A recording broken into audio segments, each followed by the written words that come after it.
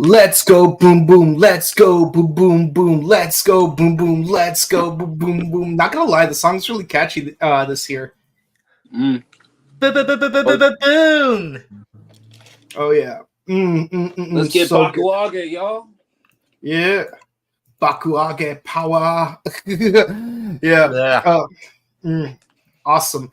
Welcome everyone to the Sentai Hero Special. With me is the original and the newest host of both generations of Sentai Hero Special, bridged together by one employee of the month at Jungle Karma Pizza because it is Pie Day, and I'm repping with my banana cauliflower pizza because it isn't JKP if you don't have a Thriller Gorilla pizza.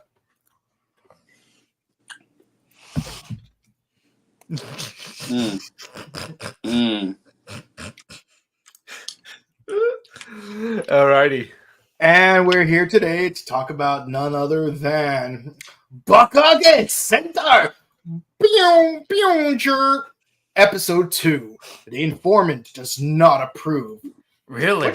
Does not approve? He does not approve. Yeah. Maybe he would approve if you paid him off with some pizza. After all, it is March 14th. It's March 14th. Hey. Okay. I mean, I'm just gonna say off rip. The Blue Ranger usually never approves of a new member, but usually you don't get that until it's the 6th hero. So this is something new. Yeah. Yeah, usually it's the 6th Ranger, like SBD or Samurai. Yep.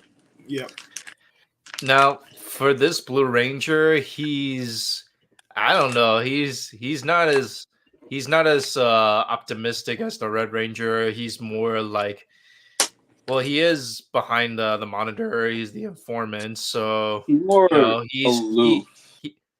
He's more into like, oh, everything has to be organized, everything has to be precise, and he's like strict and stick to the the book manual. He reads the manual pretty much almost his entire life. But in this episode, we get to see a interesting flashback that we might discuss in a bit. So let's start with talking about the episode. Awesome. Yeah. What are you guys' thoughts on the episode? Jared, what are your thoughts? Oh, it's fantastic. It's like we said how the first episode was a return to form in a sense. This is more of a return to form than the first episode. Oh yeah.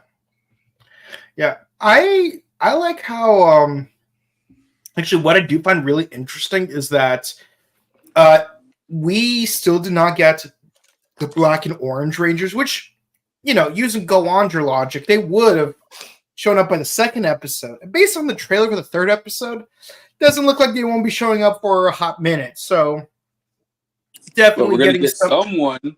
We're definitely getting someone in the next episode, whoever the hell she is. Yeah, we're definitely so I'm getting Go Rider vibes a little bit in terms of like, oh yeah, these two Rangers are gonna be latecomers. Well, the orange one, he's already part of the organization, at least. Yeah.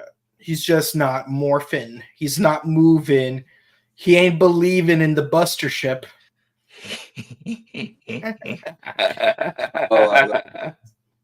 Yeah. So we actually do get to explore the base. And if I had to describe the Red Ranger at this point, I would have to say he's basically Ace Yukio if he was a Power Ranger. Let's be honest. He's Ace Yukio if he was a Power Ranger. Okay, thank God. Because everybody and their grandmama have been saying, oh, he's like Iron Man. Oh, he's like Batman. What? Mr. Tire Handle. Yeah. Well, I know it's Taya Handle. For a while, I'm going to just call him Tire Handle. Yeah. But, yeah, no, his cool factor went up this episode. Just from his swanky pad alone. like the secret elevator to the Ranger HQ is right next to a swimming pool. Like that is pimping. That is a G type. That is some G stuff. It's like he has the doctor's credit card from Doctor Who, where it's like he's got infinite credit. Yo, yes. Again, how rich is this guy? And What how did he get so rich? How is he this rich? We don't know. We don't know. He's like Jade. It's like he's Jade and Yuki if he inherited all of Kaiba Court. Yeah. It's like, hey, get out of the car. I'm buying this car. Here, take my wallet. I don't need it anymore. No, this man got money. He's got that. It's like, he's credited as the Red Ranger, but maybe we should call him the Green Ranger. He has more greens than anyone in the team right now. He has more green than Poison Ivy and Moss Man combined. Okay. So what I think about this episode, it's pretty good. We get to see some interesting background stories from each of our Rangers, and I'm more curious of what the Red Ranger does for a living besides the last episode and this episode. All I know is that he's a delivery man and he does tasks. So he has a lot of money. So I don't know how he probably make bank for doing this kind of job for a long time and then got some inheritance or something. I don't know. But yeah, I'm more curious about him. And we get to see some interesting things, and I'm looking forward to continuing knowing what this episode is telling us. Yeah. So we do find out something new about the hire. Well, before we do, we're just gonna get this out of the way. The Blue Ranger is apprehensive about Mia. Mia. Yeah. Her name's Schiff, right? Ishido? Yeah. Yeah, Ishido. The Blue Ranger? Yeah. He don't like her. Oh, he doesn't like Mira? Yeah. Yeah. Yeah, he doesn't trust her yet, which is kind of interesting because usually, when the Blue Ranger doesn't trust another Ranger, it's usually either the Red Ranger because they have some kind of rivalry, or the Sixth Ranger because they're the obligatory newcomer. Examples include SPD, where the Blue Ranger didn't trust Deca Break / Omega Ranger, and Shinkenger / Samurai, where Kevin / Ryunosuke did not trust Antonio / Genta. Well, I think in Shinkenger was justified because where Genta went in Kamen Rider Saber, so maybe Ryunosuke was onto something with that one. Yeah. When you're taking care of a little girl, maybe don't coddle her that way.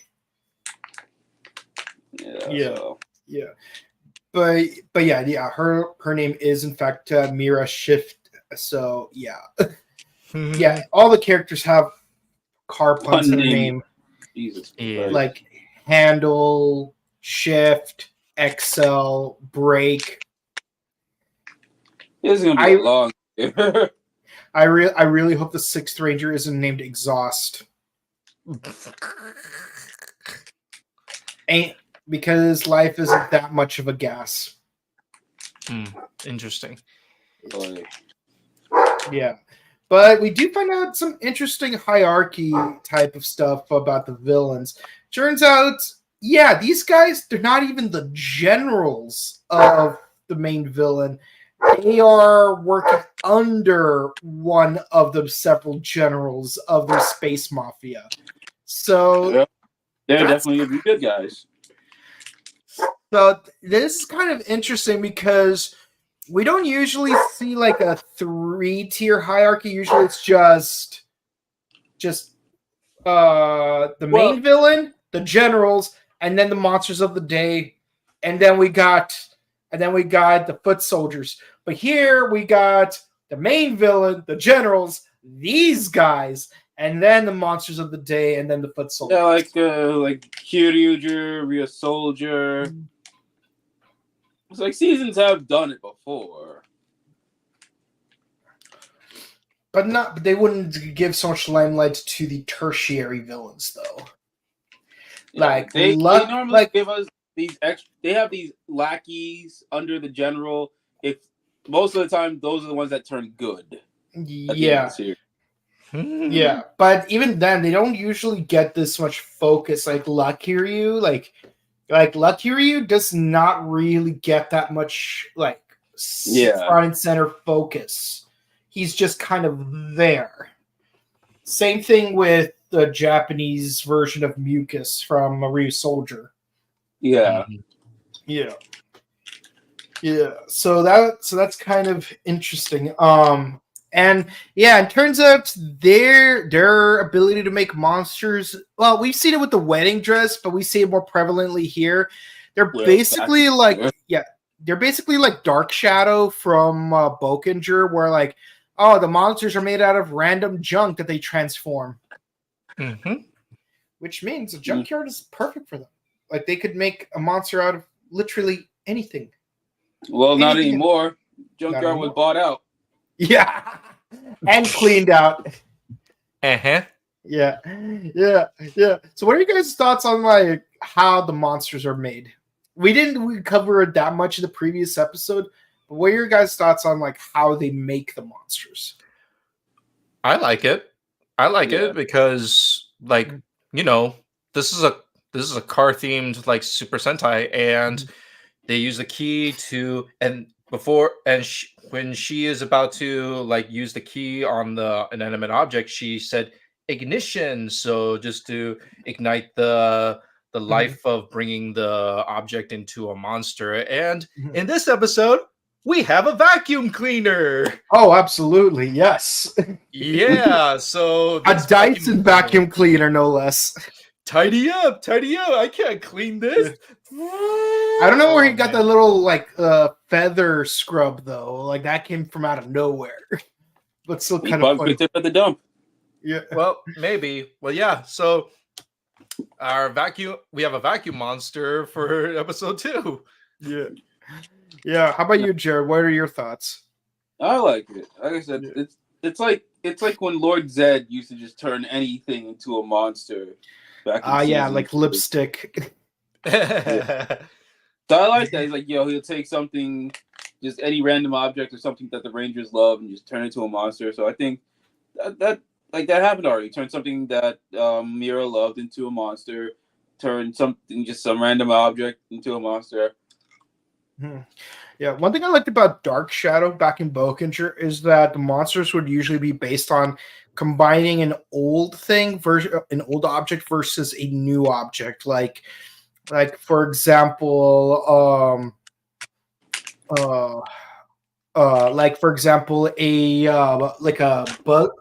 old saw with a new steam engine, for example. And one of my personal favorite monsters originally was supposed to be an old fan combined with a new air conditioner. But Shizuka was spring cleaning and she accidentally dumped some trash into the mix. So it became like a giant trash monster with a bowling ball for a head, who's really dumb. But then he eats the fruit of knowledge, so he becomes smart, and he convinces a bunch of lava lizards to strike against Moltor. The 3 of us have been deliberating, and we've decided we're going to go on strike. And then they walk off. First ever episode of Sentai I ever watched outside of the Panda Wig Mushroom episode of Abba Ranger dubbed in English. Yeah. You know, Whacker Wilson. Right. Yeah, yeah. Nobody So will forget Dr. Wilson. yeah, we all love you, Whacker Wilson, and you too, Shinken Brown, Richard Brown. Yeah. Shout out to Shinken Brown, wasted potential. Yeah, Power yeah. Samurai. You'd think they would adapt the episode just so that Bulk could like do like a roll call with the other Rangers at least, like just the one time. I mean, he does have the experience. Mm-hmm. Yeah, it still feels weird that Bulk actually came back in Samurai. I know that season came out 13 years ago, but I still can't get over that. That was the only reason why I watched. I mean, for me, it's that and Najee, but you know, got to support the homeboys. But yeah, as Clement said, it's a vacuum monster, and conveniently, the errand that the Rangers have to do because they're couriers is they have to help transport a secret document between two diplomats, and of course, the briefcase that was that contains the secret documents gets sucked up by the vacuum monster, and coincidentally, a certain police officer is also a victim. Man cannot catch a break. Yeah. Okay, so here's my theory, and you guys are welcome to chime in. Here's my theory. Given his really bad track record in these last two episodes and his ability to maintain the peace, I get the feeling he's going to be fired from his job as a police officer, and then he's going to join as a Boonboomger. Kind of makes sense to me because whenever we see promotional photos of him as a member of the team, we never see him wear his police uniform. He's wearing an overall with the fanny pack strapped to his chest. So it's like, I'm thinking, why is he not in his uniform? I think he's going to get fired from his job. But it's okay, because he'll have a new job. Just like Shift. What are your guys' thoughts? No, that sounds about right. Like, yeah. You want to tell people, so he gets to do that by being a Boonboomger. You know, and he gets to keep, getting money by doing whatever odd jobs they're hired for. Either that, or by the time we are close to like the episode where a new member joins the team, this officer is going to do something spectacular that catches Taya's attention, and like he did something right, but then in the end he gets fired for doing the right thing, and then Taya sees that potential in him, and he decided to buy his service and his skill as being the new member of the Boonboomger. I like that idea. It's a nice callback to Flynn McAllister from RPM, where it's like he wants to be a police officer. He arrests the son of a crooked politician. It's like, we can't arrest him. He's the mayor's son. I don't care. And then he gets fired. It's like he becomes a firefighter. It's like I need to rescue this goldfish. Flynn, the chief needs to talk to you. And then he joins the Peace Corps. It's like, oh no, we have to get out of here. They're building a tennis racket factory for the underprivileged. And then he goes like full Highlander with the indigenous people. And they use tennis rackets as weapons too. Yeah, so this is why I like the idea that he gets fired for doing the right thing to protect the citizens, but he disobeyed a direct order, but by a superior, and then he got fired and he got rewarded to become the Boonboomgers. Karma. Yeah. Both theories are sound. I like both those theories. Yeah. So Ishida, that's his name, Shida. Yeah, Ishido. Yeah. But Taya calls him Ishiro. Yeah. Right. His name is based on the word meter. Okay. Yeah. Meta. Okay. Let's see. Let's see. Yeah, Japanese word meter. Yeah. Okay. So meter, instead of helping Shift fight the monster, he's like, analyzing. He's analyzing. He's like, it uses cyclonic technology in order to vacuum up. I'm like, it sounds like you're trying to market a Dyson. Yo, vacuum Dyson's cleaner. no joke, dude. Get stuff clean like that. I will promote Dyson for days. It's like how in Turbo Ranger, like the whole point of the entire season is to market like these automobiles instead of toys for kids. Yeah, it's like any other season of Super Sentai exists to market toys for kids, but not Turbo Ranger. That season is made specifically to target adults to buy automobiles. Oh, but we're gonna sprinkle in some never-ending story vibes to that. And yes, I have been watching Turbo Ranger in the past week. Why, you ask? So Ishida just runs off in the Pink Ranger's mecha of all things. So that's kind of interesting because we don't often see Rangers piloting each other's Zords. Not unless it's like old school Sentai. Mm-hmm. No, King Oger did. Because like in old school, here's the thing: in old school Sentai, we had we would usually have less than 5 Zords. Like sometimes it'd be 2, sometimes it'd be 3. In the case of Battle Fever and Denjiman, they literally just have the 1 Zord. So in those cases, I can totally understand like one Ranger being there instead of another because you'd get 2 Rangers per Zord in most cases. Heck, in Bioman, you'd have red and pink in 1 Zord and green, blue, and yellow in the other Zord, and 2 Zords combined into their Megazord. And yes, I did watch the English dub from the Philippines of the movie. So, well, yeah, King Gojo did do that last season. Yeah, they were piloting each other's Zords and stuff. Yeah, mainly it was Kaguragi, if I recall, piloting the King Caucasus Castle. More importantly, a civilian piloted King Caucasus Castle. Civilians did pilot Zords. That's true. Yes. Yeah. And not just in that one instance where we had 20 people piloting. Even Bowler Hat guy got in on it. When was this? I think this was season 1 ending. When God King Oger debuted. I know like a lot of like the subordinates and everything, they each like piloted something. I want to say Bowler Hat guy got involved, but I could be wrong on that one. Let's see. If he did, that'd be crazy. Kira, Gust, Himeno, Rita, Kaguragi, Susume, Kuroda, Sebastian. What's the maid lady? The doctor lady. What's his name? Jeremy, Mayfly,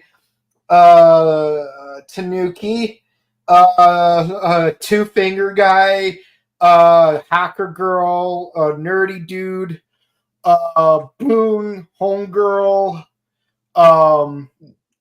and what's his name? The what's it called? The Research Dude. And there was one more person. Let me try to remember who it was. Let's see. Did I mention the maid lady? Yes, I did. Let's see. Yeah, oh my god, it might be the Bowler Hat guy. I hope it's not Bowler Hat guy. There's no way it's Bowler Hat guy. It might be. Wait, hold on. Hold on. King Caucasus. He's really hoping that's not true. Like, no. I don't believe it. Because I remember we were reviewing the episode. I had the screenshot of all the characters using now I remember who it was. Durga. Durga was the final pilot. Okay. Durga. I know my stuff. There we go. We were close on that. We were close to thinking that Bowler Hat guy was able to be in a mech. If that was the case, we would all quit Super Sentai right here, right now.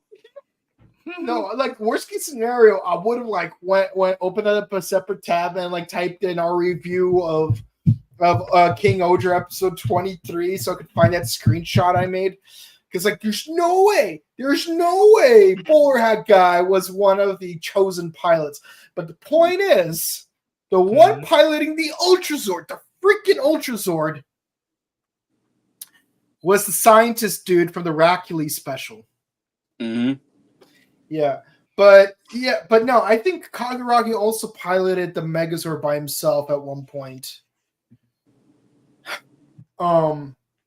I don't remember how. I think it's because maybe Hercules gave him the lance, or Gira gave him the lance out of trust, or something like that. But would you trust Kagaragi with your entire Megazord? I certainly wouldn't. Maybe. Absolutely not. No.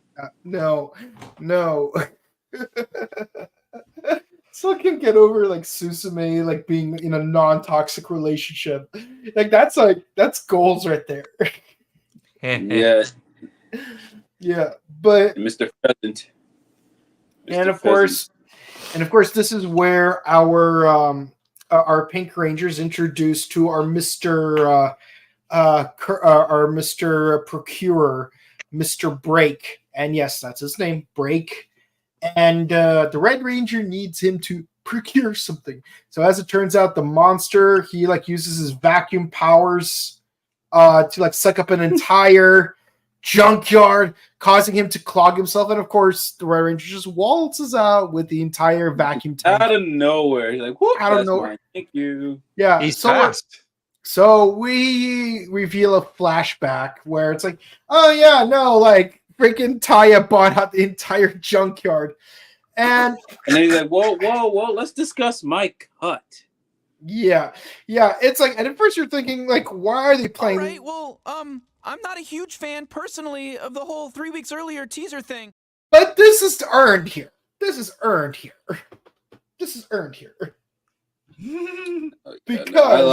I like how in the first episode it looked like, oh, he might be like some sort of antagonist towards the Red, but it's like, nah, he works with him. So like, oh, okay, yeah. He's just a sleazy prick. Yeah, like he gives me very sleazy vibes. I'm trying to, I like how he's cool with Red. Like, oh no, we're cool, but I'm still sleaze. Yeah, I still get commission for this, and like even whisper something to the former owner of the junkyard, but it's like and for my cut I get.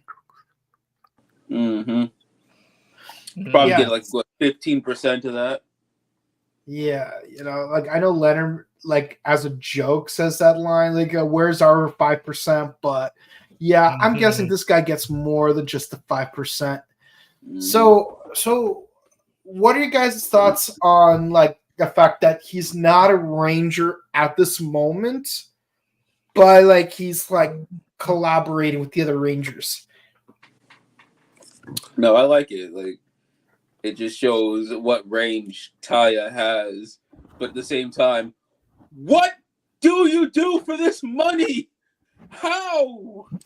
Yeah, no, like I think that's a big question for me. It's like how are you getting all this Kaiba Corp, Capsule Corp money? Like, dude, like I thought Duke Devlin had it like that. No, it's Taya Hando. Oh no, like Duke Devlin's got nothing on Seto Kaiba, but given the fact that he's still in high school, that is a good question. How does Duke Devlin has so much money as a teenager who did not inherit an entire corporation by beating a rich CEO scumbag at a game of chess and then overpowering him by buying off DreamWorks and then selling it to Pixar? By having swag. That's how Duke Devlin did it. He just had swag. Just have sexy back play in the background. That's it. I'm bringing dice back. All you card players don't know how to act. We're watching Boonboomger. We're watching Boonboomger. Well, that and the orange. Well, this. Well, what was his name? Break. Break, yeah. Yeah, he's the supplier of the Boonboomger squad. So supplier. So does this mean he does like he restocks the Boonboomgers like secret headquarters like inventory? Does he give Boon Red like informations or like Nah, is he's he running a a Ponzi message boy? scheme. I, He I, I runs a like to Ponzi scheme. I like to imagine he's that one dude from Red Dead Redemption. No, sorry, Shawshank Redemption. He's a dude from Shawshank Redemption. It's like, I hear you're a guy who could get stuff. Well, it depends on who's asking and what stuff you want. Bringing in contraband. Just kidding. It's like, It's like, I'm gonna need a poster of Dolly Parton and a shovel. Yeah, but I'm suspecting something. The Taya and Break, I think they were friends like from childhood for somehow. I don't think they met when they're like at the working age. I think they were like childhood They've friends known back each other then. longer, yeah. Yeah, Makes that's sense. why. But Taya and Ishiro, I don't think they're like childhood friends either. I think they just met each other as like working adults, and then yeah, isn't there like a flashback with Taya and Ishiro that met? Yeah, Nope. like Ishido, I guess he was like on the bad side of things, and Ty's like, I like your stuff. Come work for me.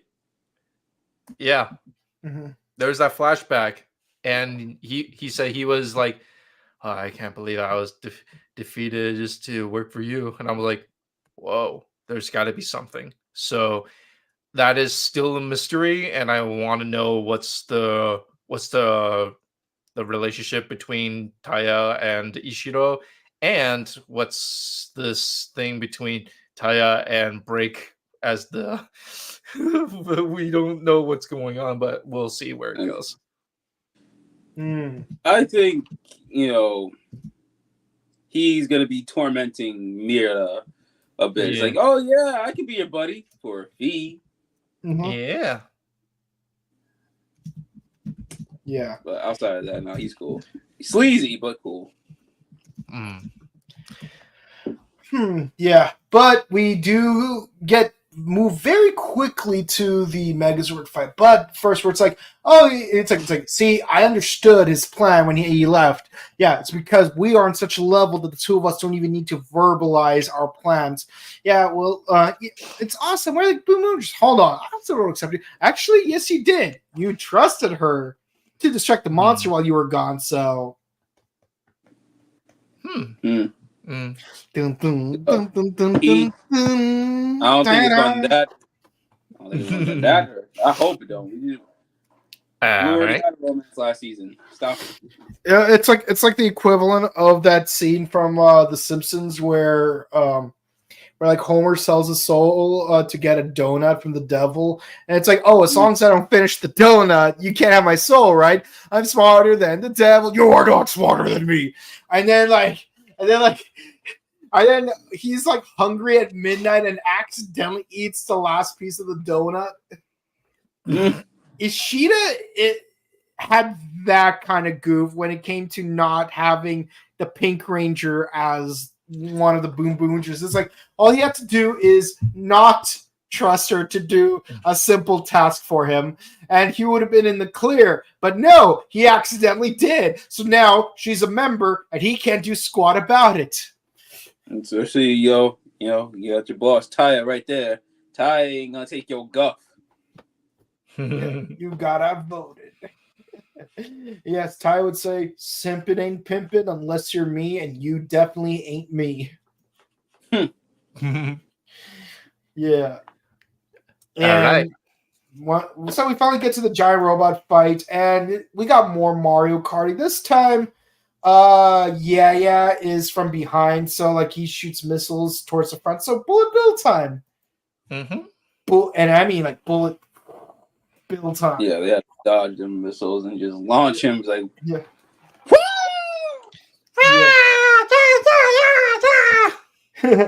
Yeah, and of course, like the vacuum monster is like tickling Boomdaris because like, oh, you're so dirty, you're a dirty boy, dirty, dirty, dirty. I imagine that if he was in the English dub, he would have like that kind of French accent. You know, it's like, you know, like when you get a We dirty can't be maid. that stereotypical. We're in 2024. Yeah, you're a dirty boy, dirty, dirty, dirty. I need to clean you right up.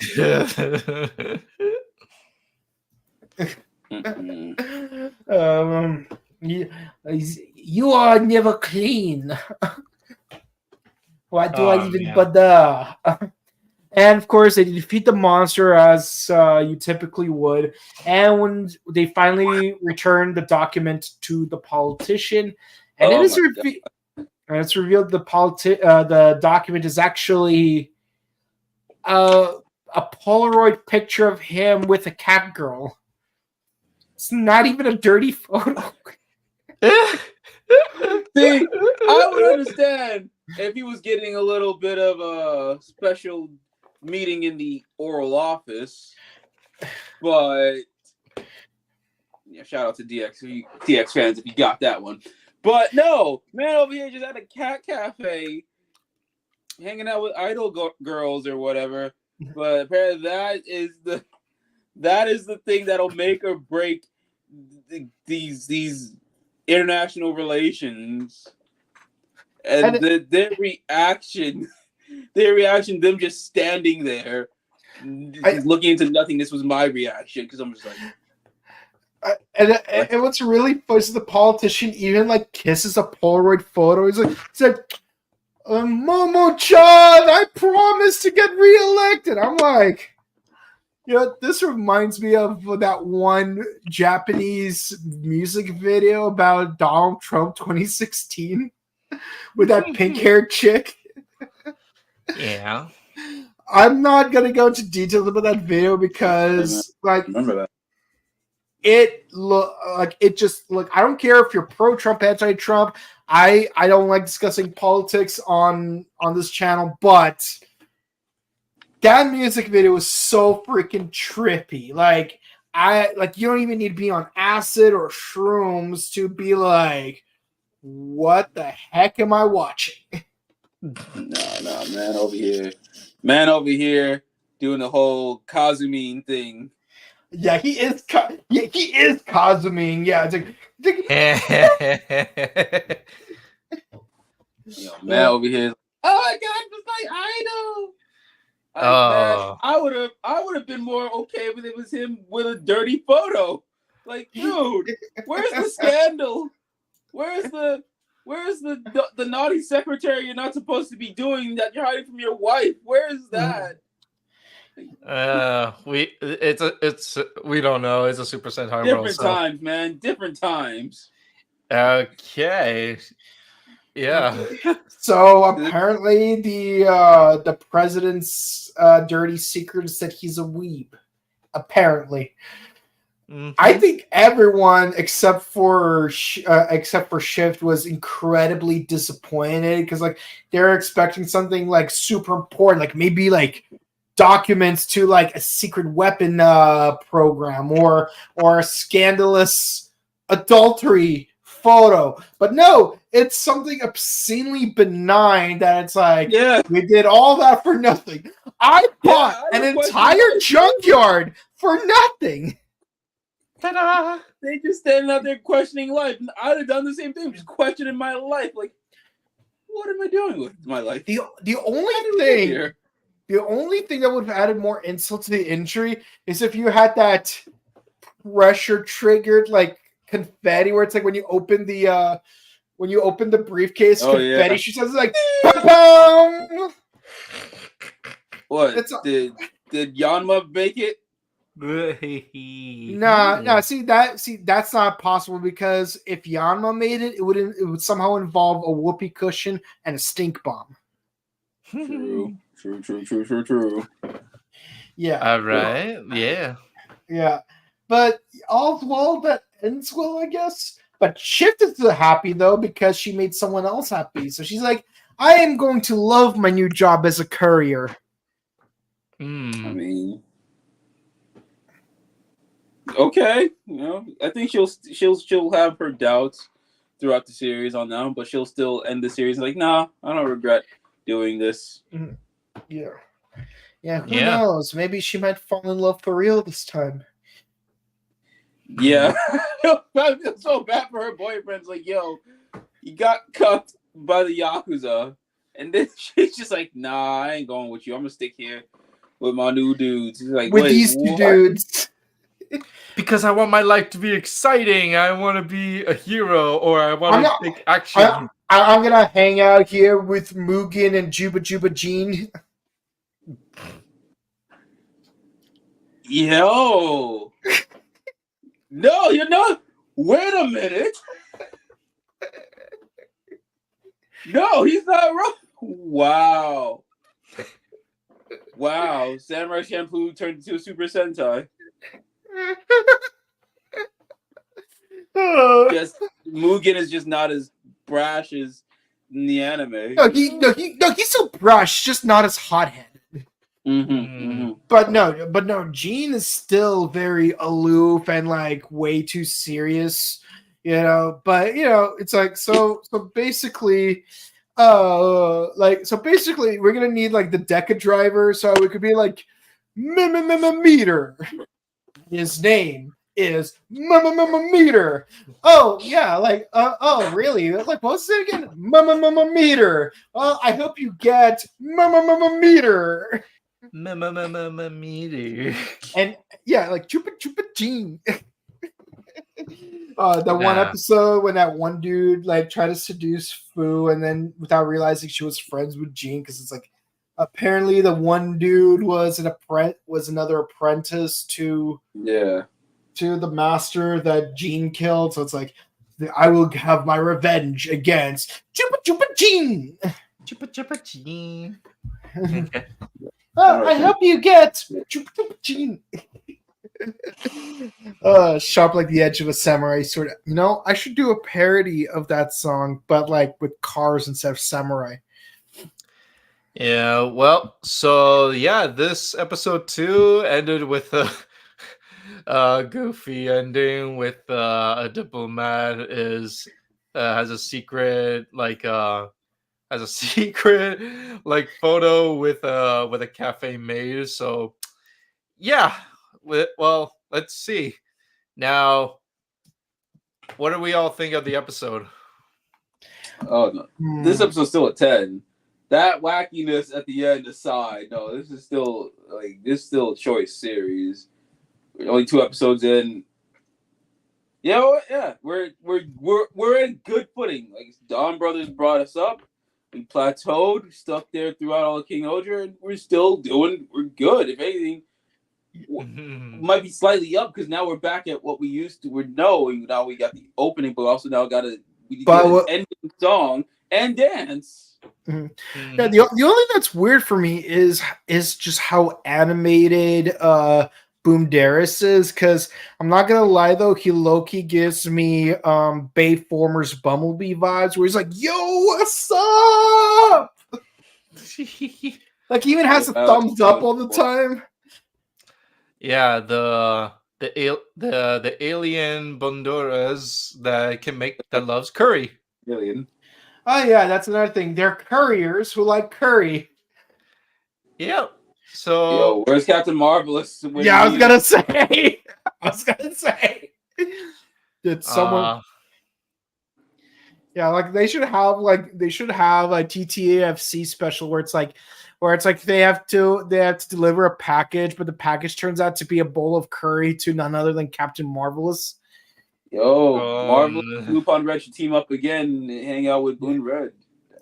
Yeah. And another thing, I actually would love to see Moi Moi Taro like actually team up with Don't give me hope like that. Yeah, because they're both couriers. Moi Moi Taro so much. Oh, I would love that.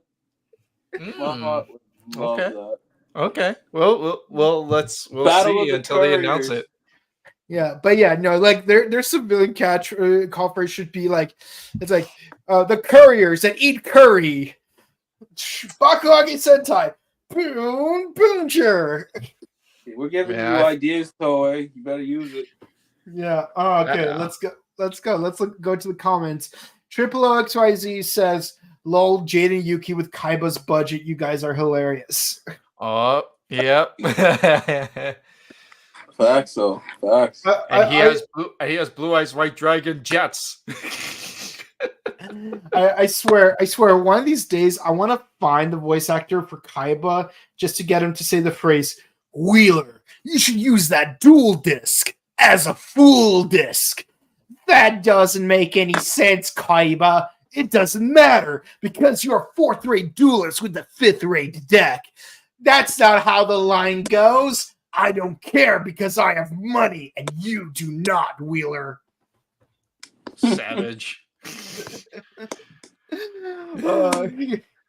I'm curious what he whispered to the owner of the junkyard. You mean that 15%?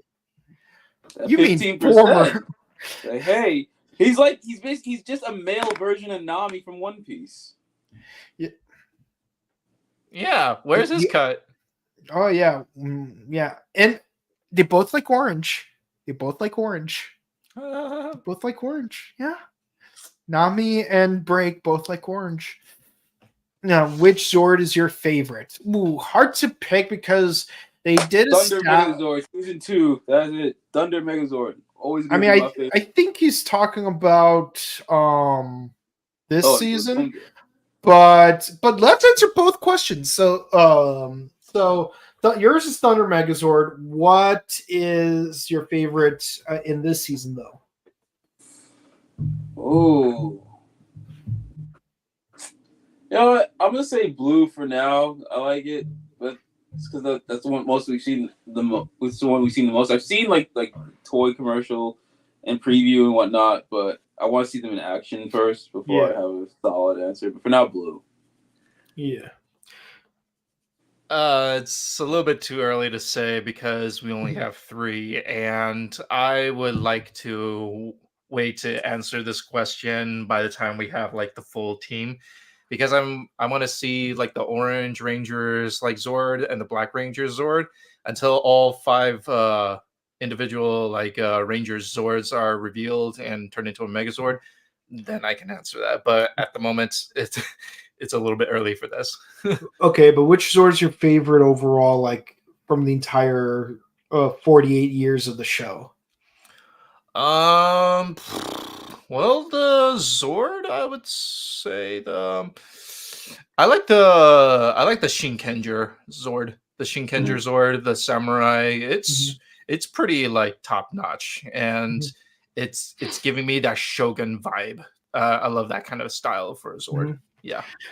I would say for me, I'd be biased if I said the Ninja Frog Zord or Chunin Frog Zord, because I mean, first of all, I like frogs in general, and it's cool that we have a Zord based on a frog because after that we only have one other Frog Zord, and it's a repaint of a Rabbit Zord. And it's cool that like it becomes the entire pelvis and legs of the Chunin Shogun Megas, the Chunin, the Ninja Megazord or the Chunin Gatai, whatever it's called in Kaku Ranger, because like between an ape, a wolf, a bear, a crane, and a frog, the frog is the smallest animal in real life. Yet it is the largest Zord out of the 5 in terms of practicality. But that bias aside, I would have to go with Saint Kaiser or Steederon in Mystic Force because it's a freaking unicorn. And I don't mean like, oh, let's rename the Pegasus a unicorn. No, it's an actual freaking unicorn. And I love the engineering to it because it combines with the Phoenix Titan to become a centaur and a full-blown Megazord. I just love like all the different creative points of articulation it uses to make that happen. So yeah, it's either Ninja Frog Zord or Mystic Unicorn Zord. Now, as far as this season goes, I have to agree with you guys. It's too soon to tell. But I would have to say, as far as just what the vehicle looks like, I would have to go with the classic car because it just pops to me. It stands out. I think it turns into a sword, but again, I can't really pick definitively till I see all of the Zords in action. Mm-hmm. Yeah, I was gonna say Red's car, but that's a cop out. Yeah. Bad car. Yeah, and even though we have 10 auxiliary Zords already, a blue, pink, the 2 black, the 2 orange, and the 2 red ones, I know that there's going to be even more after that. Like, I know there's some green ones out there, so let's see them all in action. Of course, money. Okay. If you can make a Boonboomger monster out of anything, what would it be? Ooh, this is interesting. Pre-workout. That thing would be all over the place. So you're gonna turn a monster out of a protein powder. Gym bro. It'd just be a whole gym bro monster. Yeah. You know, I can imagine it like doing like a full Gaston routine from that one video where that dude challenges Gaston to a push-up contest. And it's like he's like doing push-ups faster than the dude. It's like seems like you need to work out, bro. Gaston is doing like one-arm push-ups. He's still doing it faster than the other two. Okay, how about you, Clement? You know what? It just came to my head and like I was thinking like a power bank charger. That would be interesting because if the monster is a power bank charger, you know, he has unlimited energy for a very long period of time. He can he'll, and it's also like hard to drain because he will just plug have that to something. Yeah, you just plug into something and then he's just fired up and ready to take on the Rangers. That would be awesome. You know, it'd be funny if there was something where it's like he's incompatible to plug into something else. Like for example, like his main weapon would be like a giant knuckle shaped like a seaport, but you throw an iPhone at him, so it's like it doesn't fit. It doesn't fit properly. Yeah, so my choice is the power bank charger. Okay. What about you? I would say, you know, I as interesting as it would be if they used like an actual car to make a monster, because it does feel like they're probably going to do literally everything other than a car. It would also be creatively a low-hanging fruit, because why wouldn't you like turn a car into a monster? And we've seen car themed monsters and motorcycle themed monsters. Heck, like I think one of the most remembered monsters from Gao Ranger was the motorcycle one. But actually it used to be a scooter, but then it upgraded to a motorcycle.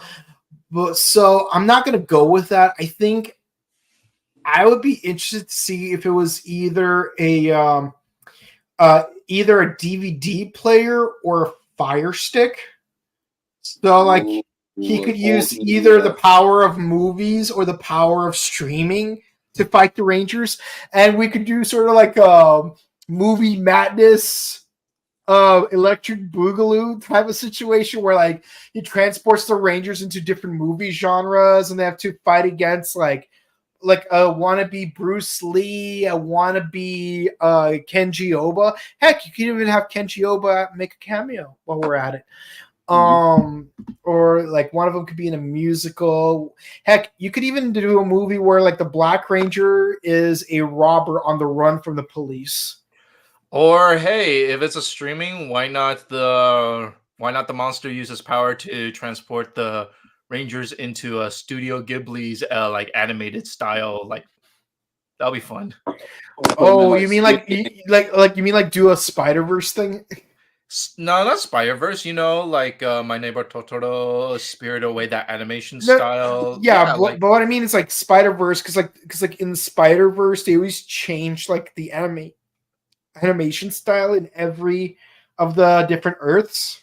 mm, Like I was wondering, like that's what you meant, like you have like a Ghibli world where like everyone's animated Studio Ghibli style, and then you'd have a David Productions world where like they're drawn a Studio David style, and then you'd have another one where it's like Studio Bones style.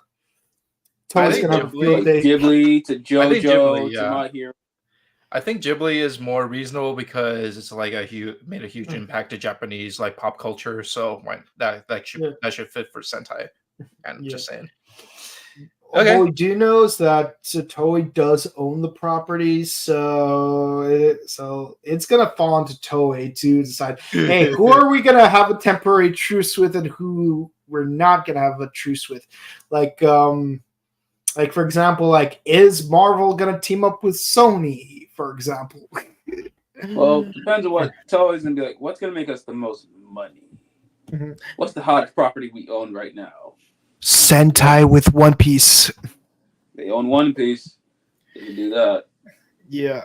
Or Yeah. it makes sense Digimon, because Sentai and Digimon have crossed over before, especially with the dim cards. Oh no, that was a Kamen Rider, but still. Mm-hmm. Yeah.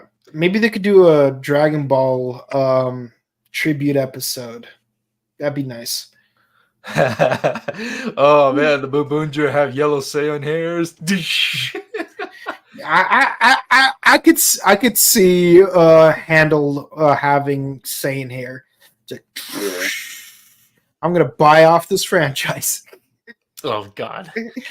All right, let's look at the next one. OMG Samurai Champloo, hot red, cold blue, and bubbly pink. Oh yeah. Yeah. Which makes me wonder, like, does that if that's that, then does that mean that this is the gay Swedish dude from episode 6? You don't know. No, the dude with the briefcase looked like it more. Dude with the briefcase. Let's take a look. Yeah, I could see that. Yeah. That's what he looked like. I'm like, why does he look familiar? That's why. It's like Japan is the greatest country in the world because they have yaoi. Oh man, was that dude Swedish or was he Dutch? I can't remember, but I do know that he really liked his yaoi. So there's that. And that's it for the comments, guys. Thank you guys so much for watching. Please be sure to comment, like, and subscribe to us on YouTube, Facebook, Twitter, Instagram. Ding the bell icon to stay notified for our latest videos. We do Tiga. We do Tiga on Mondays, Gotchard on Wednesdays, Boonboomger on Thursdays, and Kiva on Sundays. Yes, today is Pi Day. Sunday is St. Patty's Day. Two of us are clearly ready for it. You need to work on your outfit. Nope. And and of course, please be sure to share our videos to your friends and family because that will help us out with the algorithm. And check out our sister channel, The Buttery Show, where we do movie reviews, video game news. This Saturday, we are going to be covering the 30th anniversary of the third installment of none other than the Naked Gun trilogy, starring Leslie Nielsen, Priscilla Presley, and Ricardo Montalban as the villain in the first installment. Mm-hmm. And one other actor who shall remain nameless until such time we do the actual movie review. So be sure to check that out. I know that name. Let's just say that this dude is not going to be fond of that character.